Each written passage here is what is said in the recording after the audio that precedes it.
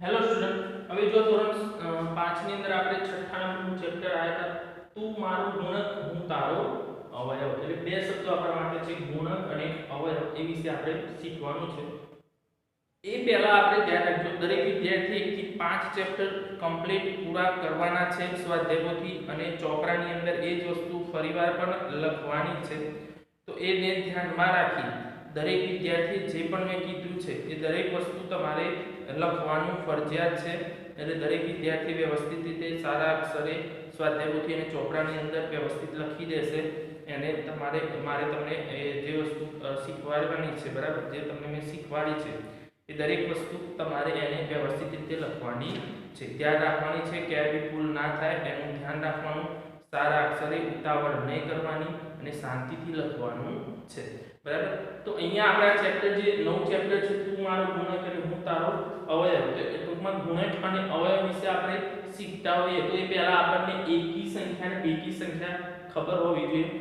એકી સંખ્યા કોને કહેવાય અને બેકી સંખ્યા કોને કહેવાય, તો એ આપણને ખબર હશે એટલે આપણે સરળતાથી જે સંખ્યા આપણને આપી છે એ સંખ્યાને આપણે સરળતાથી લખી શકાય, અને એના આધારે આપણે એને લખી શકીએ કે કેવી રીતે આપણે એના ભાગ પણ આપણે આપેલા હોય તો એ ભાગ પરથી પણ આપણે એને એકી બેકી સંખ્યાનું માહિતી મેળવી શકીએ છીએ. હવે જો તો એ જ્યારે પણ આપણે શીખતા હોઈએ એકી અવયવને અવયવી, તો ત્યારે મેં તમને કીધું એ રીતે કે આપણને જે સંખ્યા આપી છે એને આધારે આપણને ખબર પડી જોઈએ કે ચલો આને આપણે અવયવ કહેશું, આને આપણે આ રીતે. તો એ દરેક વસ્તુ દરેકની અંદર આપણે ખબર હોવી જોઈએ કે કઈ સંખ્યા આપણે કેવી રીતે લેવાની છે અને કઈ રીતે આપણે સંખ્યા આપેલી છે. હવે એ પહેલા આપણે જોઈએ, મેં તમને કીધું કે એકી અને બેકી સંખ્યા. તો બેકી સંખ્યા એટલે શું? તો પહેલા એના વિશે સમજે. જે સંખ્યાને બે વડે નિશેષ ભાગી શકાય તે સંખ્યાને બેકી અથવા સમ અથવા યુગ્મ સંખ્યા કહે છે. તો આ સમજી લેજો તમે. જે સંખ્યાને બે વડે નિશેષ, નિશેષનો મતલબ જે નિશેષ શું આવતી હોય? 0. શું આવતી હોય? શેષ 0 આવતી હોય. તો એવી જે સંખ્યા છે એને બે વડે નિશેષ ભાગી શકાય તે સંખ્યાને બેકી, સમ અને યુગ્મ, આ ત્રણે ત્રણ શબ્દો સમાનાર્થી છે. બેકી, સમ અને યુગ્મ એ ત્રણે ત્રણ કેવા છે? સમાનાર્થી શબ્દો છે. એમાંથી કોઈ પણ વસ્તુ આપણે કહી શકીએ તેને આપણે બેકી સંખ્યા કહી શકીએ છીએ. તેને આપણે સમજવું કે કઈ બેકી સંખ્યા છે. તો જો 2 4 6 8 10 આ વગેરે કેવી છે? બેકી સંખ્યા. બેકી સંખ્યાઓ કેવી છે? અસંખ્ય. કેવી છે? અસંખ્ય. સૌથી નાની બેકી સંખ્યા, તેને આધારે આપણે સૌથી નાની બેકી સંખ્યા લઈ શકીએ ને. સૌથી નાની બેકી સંખ્યા કઈ થાય? 2. કઈ આપણને આપે? 2 એ સૌથી નાની બેકી સંખ્યા છે. આ વસ્તુ યાદ રાખવાની છે તમારે કે જે આપણને આપ્યું છે એને આધારે સંખ્યાઓમાં આપણે સમજીએ તો આપણને ખબર પડી જશે. પછી આવે છે એકી સંખ્યા. એકી સંખ્યા કોને કહેવાય? તો જે સંખ્યાને બે વડે નિશેષ ભાગી ન શકાય. જે સંખ્યાને બે વડે નિશેષ ભાગી ન શકાય તે સંખ્યાને એકી અથવા વિષમ અથવા અયુગ્મ કહે છે, અથવા અયુગ્મ સંખ્યા કહે છે. તો આ થઈ આપણે એકી સંખ્યાની વાત કે જેને બે વડે નિશેષ ભાગી શકાતી નથી. દાખલા તરીકે 1 3 5 7 9 વગેરે. સૌથી નાની એકી સંખ્યા બરાબર કઈ થશે? 1 કઈ થશે? 1 એ સૌથી નાની એકી સંખ્યા છે. તો આ બે વસ્તુ આપણને ખબર પડી, એકી અને બેકી સંખ્યા. તો એકી સંખ્યા કઈ અને બેકી સંખ્યા કઈ એ આપણને ખબર પડી ગઈ છે. હવે જો તો એમાંથી સૌથી નાની બેકી ને એકી બંને યુગ્મ અયુગ્મ બરાબર વિષમ સમ આ બધા એના જોવાના કે કયા શબ્દો. તો એકી સંખ્યાની જગ્યાએ આપણે અયુગ્મ લખી શકીએ, વિષમ લખી શકીએ. બેકીની જગ્યાએ આપણે સમ લખી શકીએ, યુગ્મ લખી શકીએ. એ રીતે આપણે ધ્યાન રાખવાનું છે કે કઈ સંખ્યા કેવી રીતે લખવાની અને કેવી રીતે આપણને આપેલું હોય. બરાબર. તો આ એકી અને બેકી વિશે જો તમને ખબર ના હોય, આગળ તમે ભણ્યા ના હોય, તો અત્યારે તમે સમજી લેજો કે આને આપણે એકી અને બેકી કહી શકીએ છીએ. પછી બીજી આવે છે, આપણે બીજો પોઈન્ટ આવે છે વિભાજ્યતા. તાની ચાવી આમાં આવતી નથી, ધ્યાન રાખજો. પણ તમને સમજાવવા બરાબર તમારે આને ઉપયોગ કરવાનો આવશે. પણ વધારે જે વિભાજ્યતાની ચાવીઓ છે એ તમારે છઠ્ઠા ધોરણની અંદર ભણવાની આવે છે. શું આવે છે? છઠ્ઠા ધોરણની અંદર ભણવાની આવે છે. અત્યારે તમે થોડી મેં તમને થોડી શીખવા દો અત્યારે, બાકીની તમે છઠ્ઠા ધોરણની અંદર આવશો એટલે તમે ભણશો. અત્યારે આપણે થોડી ચાવી વિશે શીખી લઈએ. તો 2 ની ચાવી, તો વિભાજ્યતાની ચાવીમાં 2 થી જાય. 2 ની ચાવી શું? જે સંખ્યાનો આનો ઉપયોગ શું છે હું તમને કહું છું પછી. જે સંખ્યાનો એકમનો અંક કયો હોય? 2 4 6 8 કે 0 અથવા 0 હોય તે સંખ્યાને 2 વડે નિશેષ ભાગી શકાય. આ 2 ની ચાવી છે. ફરી એક વખત યાદ આવે, એકમનો અંક જ જોવાનો. આપણને કોઈ પણ મોટી સંખ્યા 2 અંકની, 3 અંકની, 5 અંકની, 6 અંકની સંખ્યા આપી હોય એને આપણે સંખ્યા જોઈને કહીએ કે 2 વડે ભાગી શકાશે તો નહીં. એ ક્યારે કહી શકીએ? આપણે 2 ની ચાવી આવડતી હોય ત્યારે. તો 2 ની જો જે સંખ્યાનો એકમનો અંક જ જોવાનો, એકમનો અંક 2 4 6 8 કે 0 હોય તો એ સંખ્યાને આપણે 2 વડે વિશેષ ભાગી શકાય છે એમ આપણે કહી શકીએ છીએ. દાખલા તરીકે અહીંયા ઉદાહરણમાં જોઈએ, અહીંયા આપણે લખ્યા છે 22. તો 22 ની એકમનો અંક 2 છે માટે આ 22 ને 2 વડે વિશેષ ભાગી શકાશે. 486 ની અંદર એકમનો અંક કયો છે? તો એકમનો અંક 6 છે માટે આને 2 વડે વિશેષ ભાગી શકાય. જો સંખ્યાની અહીંયા ભાગાકાર કરવો ના પડે, જો આપણે ચાવી ના આવડતી હોય તો આપણે ભાગાકાર કરીએ અને પછી આપણને ખબર પડે કે 2 વડે ભાગી શકાશે કે નહીં ભાગી શકાય. પણ આની અંદર આપણે કંઈ કરવાનું આવતું નથી. આની અંદર આપણે સંખ્યા જોઈને તરત જ ખબર પડી જાય કે એને ભાગી શકાય છે કે નહીં ભાગી શકાય. તો એ રીતે આપણને ખબર પડી જાય. દાખલા તરીકે 3190. તો આને પણ સંખ્યા આપણે જોઈ કે અહીંયા 9 0 આપે છે, અહીંયા 0 છે, એકમનો અંક 0 છે માટે આપણે એને 2 વડે નિશેષ ભાગી. ગમે તેટલા અંકની આપણને સંખ્યા આપી હોય તો પણ આપણને સંખ્યા જોઈને આપણને ખબર પડી જાય 75258. તો આ સંખ્યાને પણ જો, તો આ સંખ્યાને પણ 2 વડે નિશેષ ભાગી શકાય કેમ કે એકમનો અંક 8 છે. તો સંખ્યા જોઈને આપણે એમાં ભાગાકાર કરવો પડે નહીં અને સંખ્યા જોઈને જ આપણને ખબર પડી જાય કે એને 2 વડે નિશેષ ભાગી શકાશે કે નહીં. બરાબર. આ 2 ની ચાવી. પછી જો 3 ની ચાવી. તો 3 ની ચાવી જે સંખ્યાના અંકોના સરવાળાને 3 વડે નિશેષ ભાગી શકાય તો આપેલી સંખ્યાને 3 વડે નિશેષ ભાગી શકાય. તો આ છે 3 ની ચાવી. જે સંખ્યાના અંકોના સરવાળાને 3 વડે નિશેષ ભાગી શકાય. અંકોનો સરવાળો કરવાનો. જો દાખલા તરીકે ઉદાહરણથી સમજાવો તમને ખબર પડી જશે. અંકોનો સરવાળો એટલે જે સંખ્યા આપણે દાખલા તરીકે આ 72 આપ્યા છે તો 72 ની અંદર આપણે અંકોનો સરવાળો કરીએ તો આ 2 અંક છે 7 + 2 તો 7 + 2 આપણને આપ્યા છે તો 7 એટલે કેટલા થાય 9. હવે આ 9 લખ્યા છે આપણે એ 9 એ 3 ના ઘડિયામાં આવે કે નહીં તો આવે 3 તરી 9.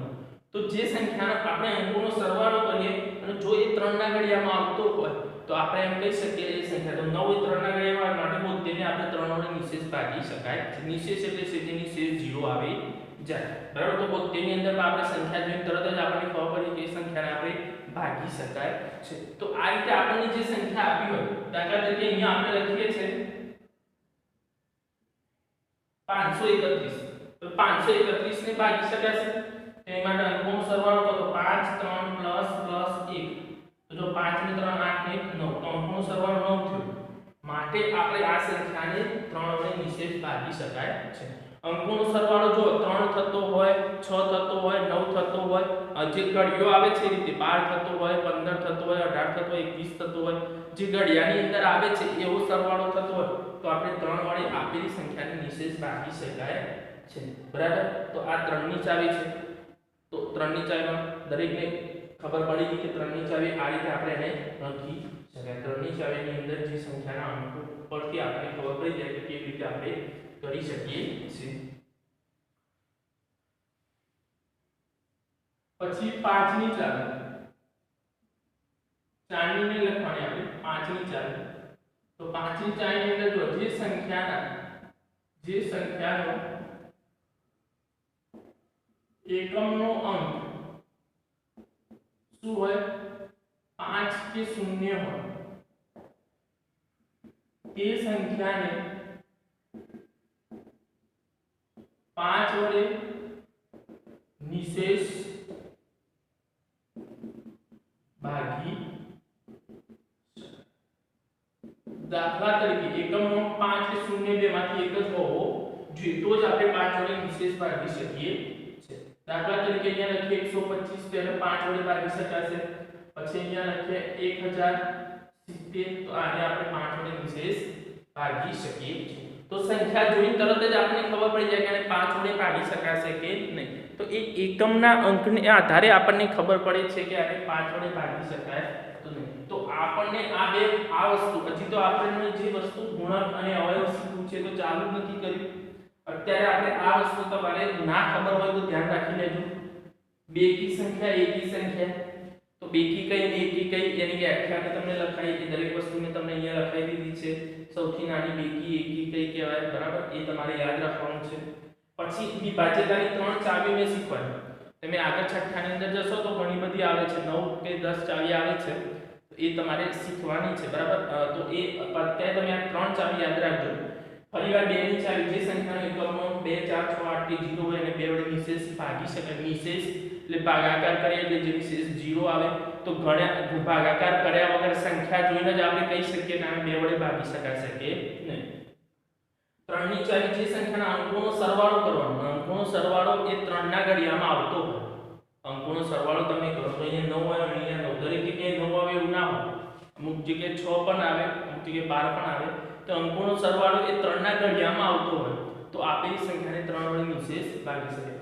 અને 5 ની ચાવી જેનો એકમનો અંક 5 કે 0 હોય કેવો હોય 5 કે 0 હોય તો એવી સંખ્યાને આપણે 5 વડે નિશેષ ભાગી શકીએ છીએ. તો આટલી વસ્તુ તમે યાદ રાખજો. હવે આપણે અવયવ વિશે જોઈએ છે. અત્યારે તમે આટલું લખી દો.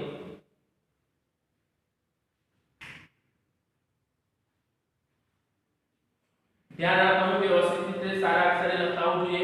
આ યાદ રાખવાનું છે. તમારે છઠ્ઠા ધોરણની અંદર પણ કામમાં આવશે. તો એના માટે તમારે દરેક વિદ્યાર્થી પ્રત્યેક અવયવ ને અવયવ પણ છઠ્ઠા ધોરણની અંદર આવશે. તો તમારે એને યાદ રાખવાનું છે કે કેવી રીતે કરવાનું છે.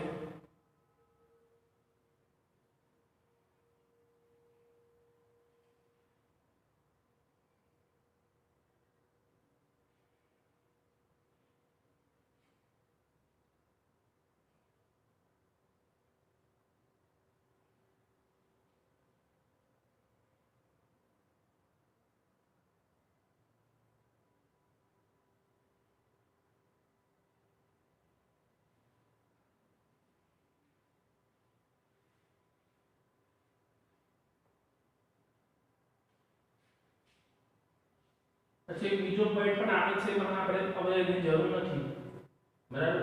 વિભાજ્ય અને અવિભાજ્ય તો તમે છઠ્ઠા ધોરણની અંદર તમે ભણશો એમ ધ્યાન રાખજો. અત્યારે આટલી જરૂર છે તો આટલું યાદ રાખો તમે. હવે આપણે ભણવાનું છે સંખ્યાનો અવયવ અને સંખ્યાનો અવયવી બે શબ્દો છે. અવયવી એટલે ગુણક પણ આપણે કહી શકીએ. અવયવી એટલે ગુણક. પણ જે સંખ્યાથી આપણને આપ્યું છે એ સંખ્યાનો આપણે ગુણક કેવી રીતે લઈ શકાય છે અને કેવી રીતે આપણને આપેલો છે.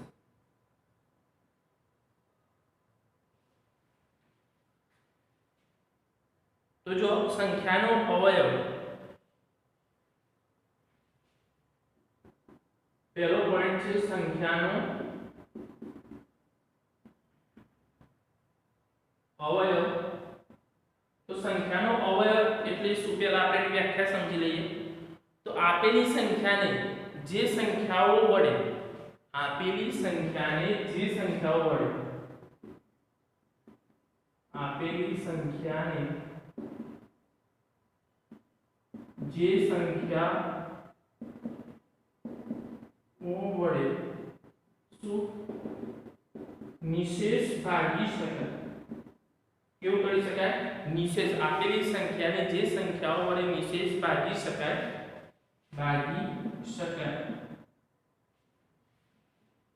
તે સંખ્યાઓ શું લખાય? તે સંખ્યાઓને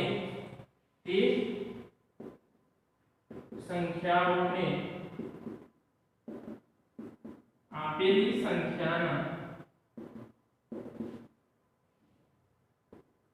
અવયવ કહે છે. આ અવયવની વ્યાખ્યા છે કે આપેલી સંખ્યાને આપણે નિશેષ ભાગી શકીએ.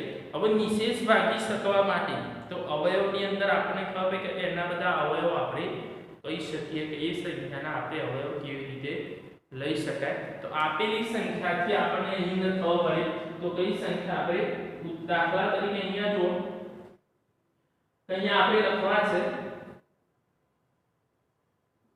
15 ના અવયવ.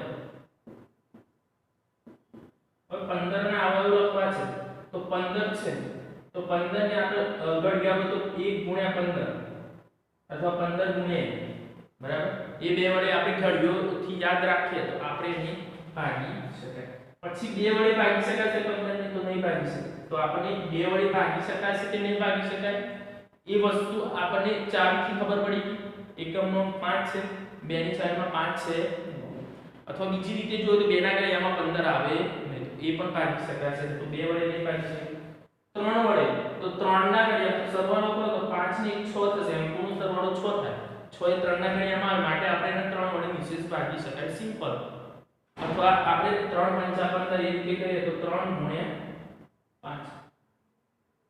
હવે આગળ જો તો 15 કોઈ ઘડિયામાં આવે છે, 15 સુધી જઈએ તો 15 કોઈ ઘડિયામાં આવે તો જો 3 ના ઘડિયામાં થઈ ગયા, 4 ના ઘડિયામાં આવશે અને 5 ના ઘડિયામાં આવી ગયા. 5 તરી 15 રૂપાઈ ગણા, 5 તરી 15, 3 5 15 તો એ થઈ ગયા. 6 ના ઘડિયામાં નહીં આવે, 7 ના ઘડિયામાં 8 9 10 કે આવતા. તો એના અવયવ કેવા થઈ ગયા? તો આ જો 1 પછી 3 5 અને 15. આ 15 ના અવયવ થઈ ગયા. શું થઈ ગયા? 15 ના અવયવ. તો જે સંખ્યા આપણને આપી હતી એમાં આપણે કહો કે 15 ના અવયવ આ રીતે આપણે ના લખી શકીએ. તો આ 15 ના અવયવ આ રીતે આપણે અવયવ લખી શકીએ. જોજો જે સંખ્યા આપણને આપી છે એ સંખ્યાથી આપણે કોઈના અવયવ લખવા છે તો આ રીતે આપણે લખી શકાય. દાખલા તરીકે 36 ના અવયવ, તો 36 ના અવયવ લખવા છે આપણે તો એ જ રીતે પહેલા 1 ગુણ્યા 36 તો દરેકની અંદર એક અને સંખ્યા પોતે 2 તો આવવાનું છે. એ તમારે એ તો પહેલું લખી દેવાનું છે. પછી જો તો 2 ને વડે ભાગી શકાશે તો 2 એટલે 18 × 36 અથવા 36 ને 2 વડે ભાગ કરવાનો. એ અવિભાજ્યતાની ચાવીમાં કહો કે 1 નો 6 એટલે 2 વડે ભાગી શકાશે. 3 વડે તો 9 સરવાળો થાય તો 3 વડે પણ થશે. તો 12 × 36 તો એ પણ થઈ ગયું. 12 × 36 એ વડે એના વડે પણ આપણે એને ભાગી શકીએ તો એ પણ આપણે લખી દીધું. પછી 4 વડે, 4 વડે પણ ભાગી શકીએ છે ને. 4 ગુણ્યા 9, 9 × 36. પછી 5 વડે તો નહીં ભાગી શકાય. 6 વડે તો 6 વડે ભાગી શકાશે. 6 ગુણ્યા 6 36. 6 વડે પણ આપણે એને ભાગી શકાશે, પછી 7 વડે નહીં ભાગી શકાય, 8 વડે પણ નહીં ભાગી શકાય, 9 વડે તો આવી જાય, 9 વડે 9 14 36, હવે તો બધી સંખ્યાઓ આવી ગઈ. તો આપણે એના અવયવ કયા પાડ્યા? 1 2 3 4 પછી 6 6 બે પછી એક જ પડ્યા, 9 12 18 અને 36. તો આ 36 ના બધા અવયવો આપણે શું કર્યું? અવયવ. તો એના પરથી કાઢ્યો તો અહીંયા જો આપેલી સંખ્યાની જે સંખ્યાઓ વડે નિશેષ ભાગી શકાય, આપેલી સંખ્યા 15 ની કઈ સંખ્યાઓ વડે? તો 1 3 5 અને 15 વડે નિશેષ ભાગી શકાય છે. તો તે સંખ્યાઓને આપેલી સંખ્યાનો અવયવ કહે છે. તો તે સંખ્યાઓ છે 1 3 5 અને 15, એ 15 ના શું કહેવામાં આવે છે? અવયવ કહેવામાં આવે છે. તો આપણે આ 36 ના અવયવ લખ્યા, પેલા 15 ના અવયવ લખ્યા. તો આ રીતે આપણે એના અવયવ, જે સંખ્યા આપણને આપી છે એ સંખ્યાના અવયવ છે, તો આ રીતે આપણે એના અવયવ લખી શકાય છે. તો અવયવ વિશેના પોઈન્ટ છે, આપણે પોઈન્ટ યાદ કરી લઈએ, એની અંદર લખવાના તમારે આવે છે. તો એની અંદર જો એક સિવાયની દરેક સંખ્યાને ઓછામાં ઓછા 2 અવયવ હોય, આ યાદ રાખવાનું છે તમારે. એક સિવાય દરેક સંખ્યાને ઓછામાં ઓછા 2 અવયવો હોય. કયા 2 અવયવ હોય? તો 2 અવયવની અંદર જો તમે કયા 2 લેશો? તો એક અને સંખ્યા પોતે. તો કયા 2 અવયવ છે? તો એ 2 અવયવ આપણે લખવા હોય તો એક સિવાયની સંખ્યાને લેવા 2 અવયવ કયા? 1 અને સંખ્યા કઈ હોય? પોતે. પણ એકનો તો 1 ને 1 2 આપણને બંનેનો એક અવયવ મળી જશે. પછી દરેક સંખ્યાની અંદર 1 એ દરેક સંખ્યાનો અવયવ છે અને તે સંખ્યાનો સૌથી નાનો અવયવ છે. તો જો 1 એ દરેક સંખ્યામાં આવશે, 1 એ દરેક સંખ્યાનો શું છે? અવયવ છે, જે સૌથી નાનો અવયવ કહે છે. બરાબર? એ સૌથી નાનો અવયવ એક દરેક સંખ્યામાં હોય. તમે જુઓ 15 ની અંદર પણ એક લીધો, 36 ની અંદર પણ એક સૌથી નાનો અવયવ આપણને મળે છે. દરેક સંખ્યા પોતે પોતાનો અવયવ છે. આ પણ છે દરેક સંખ્યા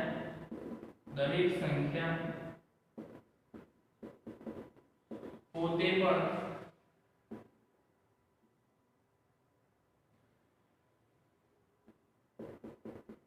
પોતાનો અવયવ છે. જે સૌથી મોટો હોય, જે સૌથી મોટો અવયવ, એ સૌથી મોટો હોય. જો આની અંદર 1 36, અહીંયા 15 1, બરાબર? તો આ અવયવ વિશે છે. તો અવયવ વિશે આટલી વસ્તુ યાદ રાખજો તમે, કે અવયવની અંદર સૌથી નાનો અવયવ, સૌથી મોટો અવયવ કોને કહેવાય? વિભાજ્યતાની ચાવીઓ. એ દરેક વસ્તુ તમે યાદ રાખશો એટલે તમને ખબર પડી જશે કે અવયવ કોને કહેવાય. બરાબર? પછી આપણે અવયવ વિશે આપણે નેક્સ્ટ લેક્ચરની અંદર જોઈશું. તમે આટલું અવયવ વિશે આટલું તમે જોઈ લો. આ ચેપ્ટરની અંદર આ ઉપયોગી છે, આને આગળ કરીએ પણ ઉપયોગી જ છે, પણ આ ચેપ્ટરની અંદર આ પોઈન્ટ આવે છે. બરાબર? હવે આગળ અવયવી જે છે એ અવયવ વિશે આપણે નેક્સ્ટ લેક્ચરની અંદર જોઈશું.